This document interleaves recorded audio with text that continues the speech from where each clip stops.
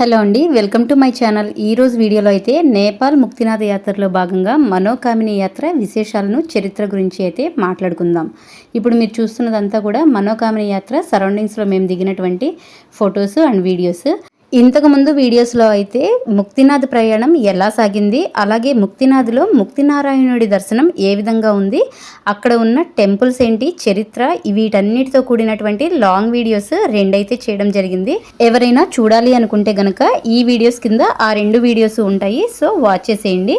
ఇప్పుడు మీరు చూస్తున్నదైతే ముక్తినారాయణుడి ఆలయం. ఇక్కడ దర్శనం అయితే అత్యంత అద్భుతంగా జరిగింది. తర్వాత మేము తిరుగు ప్రయాణాన్ని మొదలు పెట్టేశాం.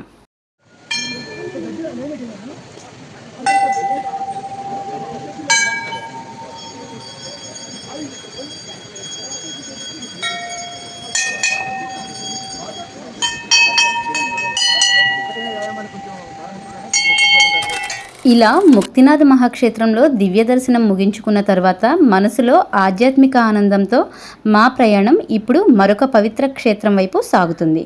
అదే కోరికలను తీర్చే అమ్మవారిగా ప్రసిద్ధి చెందిన మనోకామిని దేవి ఆలయం.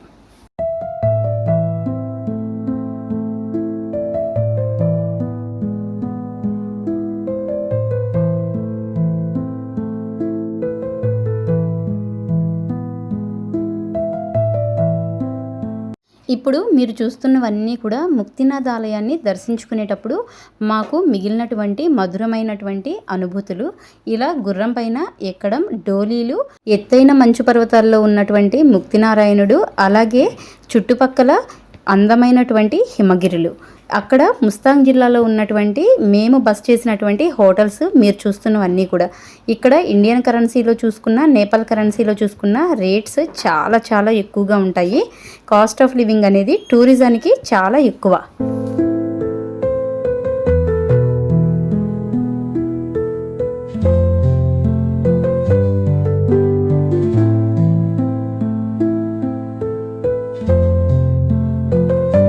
సాయంత్రం 4 గంటల తర్వాత మేమైతే ముక్తినాథ్ నుంచి కాఠ్మండుకి అయితే బయలుదేరుతున్నాము. తిరుగు ప్రయాణంలో ఉన్నప్పుడు ఈ విధంగా వర్షం అయితే పడింది. అసలే కొండచర్యల మధ్యలో ప్రయాణం, రాత్రిపూట ప్రయాణం అయ్యేసరికి చాలా చాలా భయంకరంగా అయితే మా ప్రయాణం సాగింది.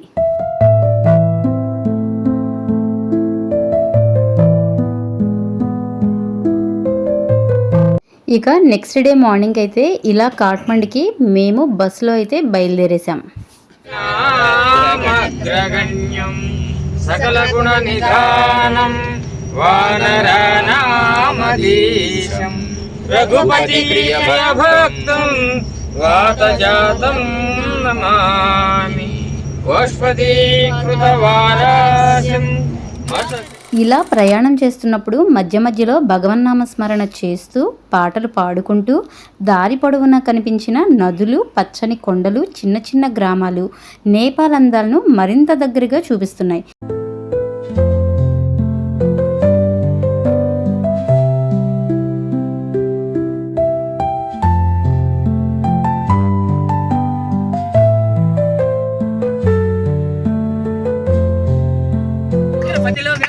పరపతినే పెంచినావు, కాసుల వాడో గోవింద,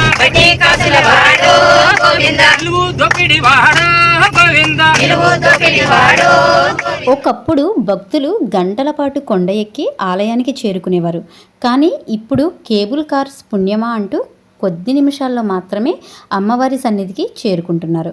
మేము ఇలా కాఠ్మండుకి అయితే వచ్చేసాము. మనోకామన టెంపుల్ దగ్గర కేబుల్ కార్ స్టేషన్కి అయితే చేరుకున్నాం. కొండ శిఖరం పైన ఉన్న అమ్మవారి ఆలయానికి చేరుకునేందుకు ఇది అత్యంత వేగవంతమైనటువంటి మార్గం. ఇక్కడ నుండి ఆలయం సుమారుగా 1300 మీటర్ల ఎత్తులో ఉండడంతో ఇక్కడ నుంచి మనకి అన్నపూర్ణ, అలాగే హించులి పర్వత శ్రేణుల మధ్య అందమైనటువంటి దృశ్యాలు కనిపిస్తాయి. అలాగే త్రిశూలి మరియు మార్షంగి నదుల సంగమ ప్రాంతం కూడా మనకి కేబుల్ కార్లో ప్రయాణిస్తున్నప్పుడు కనిపిస్తుంది.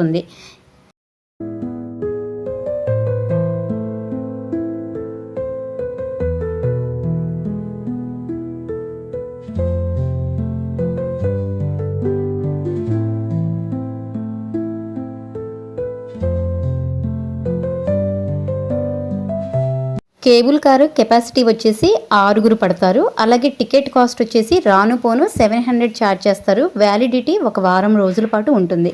వారంలో ఎప్పుడైనా మనం దీన్ని విజిట్ చేయొచ్చు. ఇలా మేమైతే టికెట్ తీసుకున్న తర్వాత కేబుల్ కార్ స్టేషన్ లోపలికైతే ఎంటర్ అవుతున్నాము.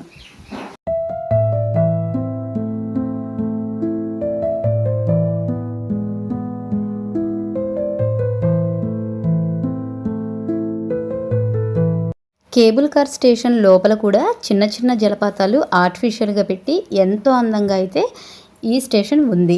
అలాగే క్యూ లైన్ అయితే చాలా ఎక్కువగా అయితే ఉంటుంది. ఎందుకంటే ఉన్న ఏకైక మార్గం ఇదొక్కటే కాబట్టి ప్రతి ఒక్కరు కూడా దీన్నే ప్రిఫర్ చేస్తారు. అలాగే టైమింగ్స్ వచ్చేసి ఈవినింగ్ 5 వరకు కేబుల్ కార్స్ మనకి అవైలబుల్గా ఉంటాయి.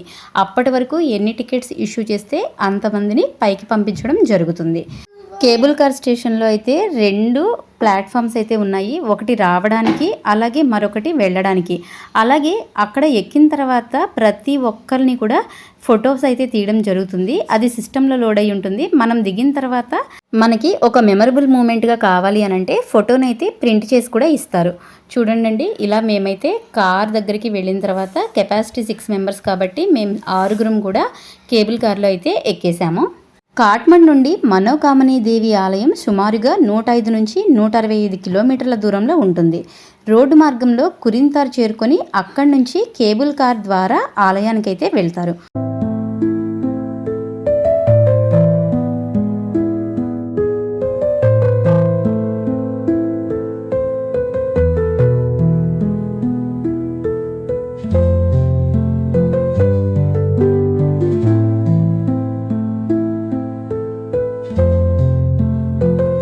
మనోకామిని దేవి ఆలయం సుమారుగా 1300 మీటర్ల ఎత్తులో ఉండడంతో మనకు కేబుల్ కార్లో ప్రయాణిస్తున్నప్పుడు అన్నపూర్ణ, హించులి పర్వత శ్రేణులు, అలాగే త్రిశూలి మరియు మార్షాంగి నదుల సంగమ ప్రాంతం కూడా చాలా బాగా అయితే కనబడుతుంది.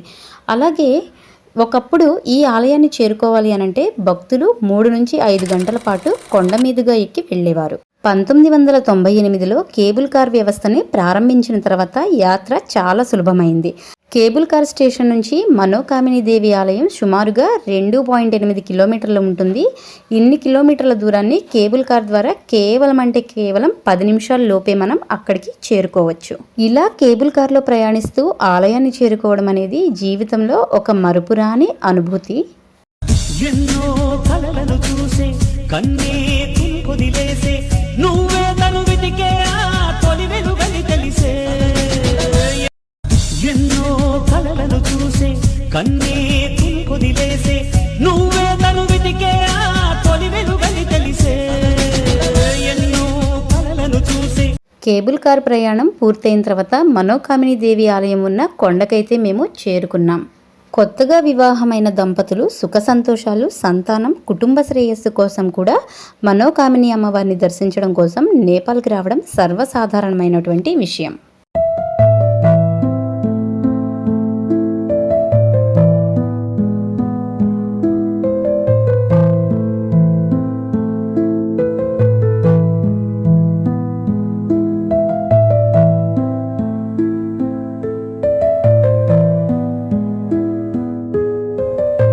మన కామిని అనే పేరుకి అర్థం ఏంటంటే మన అంటే మనస్సు లేదా హృదయం, కామన అంటే కోరిక. అందువల్ల మన కామనా దేవిని అంటే కోరికలు తీర్చే అమ్మవారుగా భక్తులు కొలుస్తారు. ఇక ఆలయ పూజారుల విషయానికి వస్తే ఈ ఆలయానికి ఒకే వంశానికి చెందినటువంటి వారు ప్రధాన పూజారులుగా కొనసాగడం అనేది సాంప్రదాయంగా కొనసాగుతుంది. నేపాల్లో ఆలయాలన్నీ ఒకే రకంగా ఉంటాయి. మనోకామిని టెంపుల్కి అయితే ఎంటర్ అయిపోయాము. ఇక్కడ ఆలయంలో కొన్ని శతాబ్దాలుగా కూడా లఖన్ తాపా వంశానికి చెందిన వారే ప్రధాన పూజారులుగా కొనసాగుతున్నారనేటువంటి ప్రత్యేక సాంప్రదాయం ఉంది.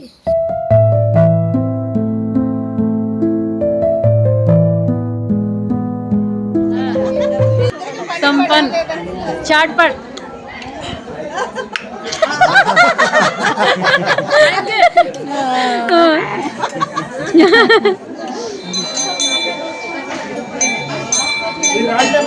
ఇంతకుముందు వీడియోస్లో చెప్పులు షూస్ వేసుకు వెళ్ళిపోతున్నారు అని చెప్పి అడిగారు. దానికి సమాధానంగా ఏంటంటే నేపాల్లో ప్రతి ఆలయంలో కూడా గర్భగుడి పక్కనే చెప్పుల స్టాండ్స్ ఉంటాయి. అక్కడ విపరీతమైనటువంటి చలి ఉంటుంది కాబట్టి ఇలాంటి సాంప్రదాయాన్ని పెట్టుండొచ్చు అని నేను అనుకుంటున్నా.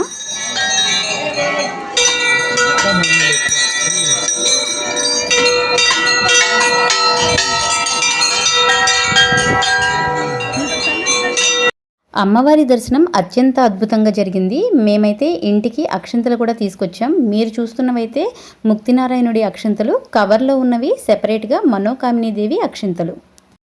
స్థానిక కథనం ప్రకారం 16-17వ శతాబ్దంలో గోర్ఖా రాజ్యాన్ని పాలించిన రాజు రామ్షా భార్యలో దివ్యశక్తులు ఉన్నాయని చెప్పి చెప్తారు. ఒకరోజు ఆ రహస్యాన్ని రాజు తెలుసుకున్న వెంటనే మరణిస్తాడు. తరువాత రాణి కూడా సతీ సహగమనం చేయడానికి వస్తుంది. దానికి ముందు తన భక్తుడైన లఖన్ తాపాకు నేను తిరిగి ప్రత్యక్షమవుతాను అని చెప్తుందట.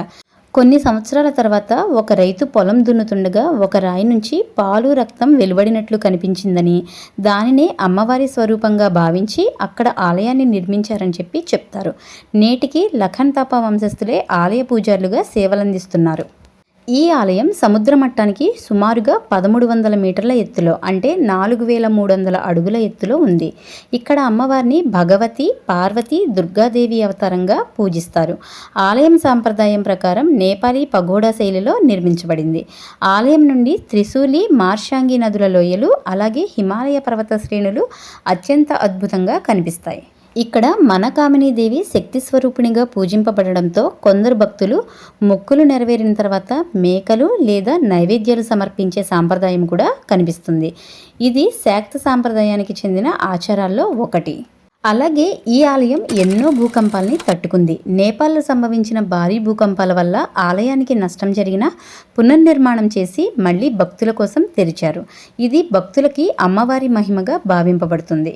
అలాగే ఈ ఆలయానికి ముక్తినాథ్ యాత్రతో చాలా అనుబంధం అయితే ఉంటుంది. ఎందుకనంటే చాలామంది యాత్రికులు పోఖ్రా నుండి ముక్తినాథ్ నుండి కాట్మండ్ మీదుగా మనోకామిని చేరుకొని యాత్రని అయితే చేస్తూ ఉంటారు. ముక్తినాథ్ను మోక్షాన్ని ప్రసాదించే క్షేత్రంగా భావిస్తే మనకామిని దేవిని కోరికలు తీర్చే క్షేత్రంగా భావిస్తారు. అలాగే మనకామిని ఆలయం నేపాల్లో అత్యంత ప్రముఖమైన శక్తిపీఠాలలో ఒకటిగా ప్రసిద్ధి చెందింది.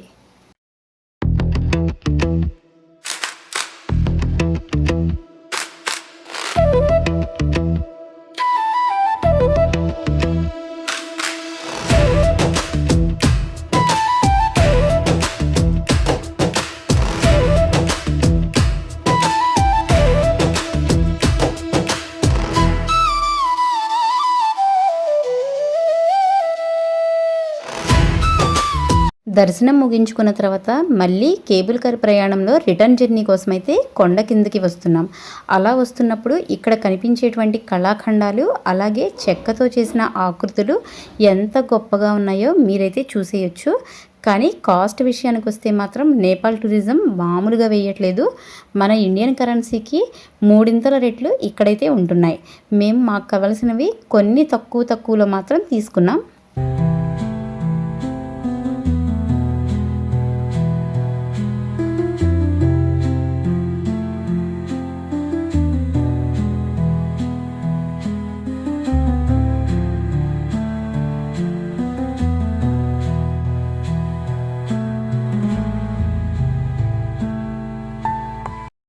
ఈ ఆలయంలో వీడియో షూట్కి అలాగే ఫొటోస్కి కూడా చాలా బాగుంటుంది. మేమైతే మెమరబుల్గా ఉండే కొన్ని ఫొటోస్ అయితే దిగేసాం.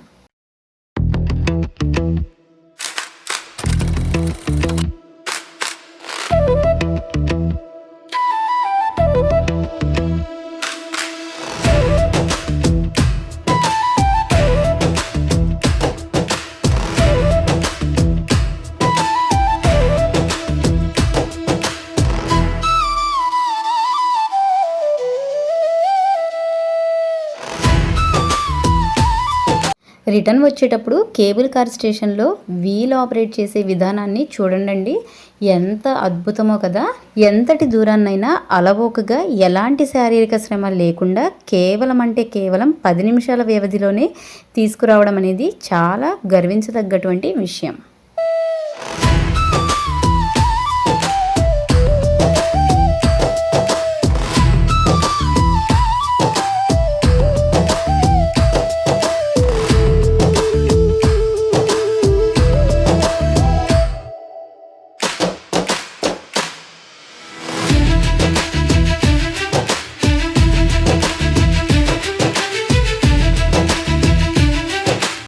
మనకామిని దేవిని సంతానం కోసం ప్రార్థనలు చేస్తారు. కుటుంబ సౌఖ్యం, ఆరోగ్యం, ఉద్యోగం, వ్యాపార అభివృద్ధి కోసం మొక్కులు కూడా మొక్కుతారు. కోరిక నెరవేరితే మళ్ళీ వచ్చి దర్శనం చేసుకోవడం ఆనవాయితీ. ఇక్కడ జరిపించే ప్రధాన ఉత్సవాలు ఏంటంటే దసైన, దుర్గాష్టమి, నవరాత్రులు. దర్శనం తర్వాత కిందకి వచ్చేసిన తర్వాత భాష్యకార భక్త బృందం వారి ఆర్గనైజర్స్ అయితే వేడివేడిగా ఇలా అన్నాన్ని వడ్డించడం జరిగింది. భక్తులందరూ కూడా ఎంతో భక్తి శ్రద్ధలతో అన్నప్రసాదాన్ని అయితే స్వీకరించారు.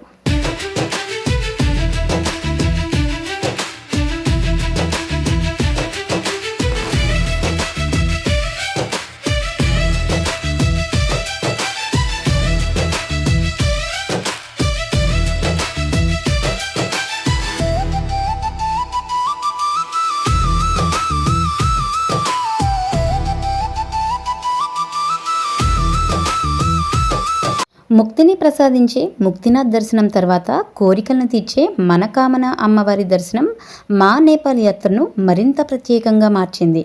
ఈ ఆధ్యాత్మిక ప్రయాణం మీకు నచ్చినట్లయితే వీడియోని లైక్ చేయండి, షేర్ చేయండి, సబ్స్క్రైబ్ చేయండి.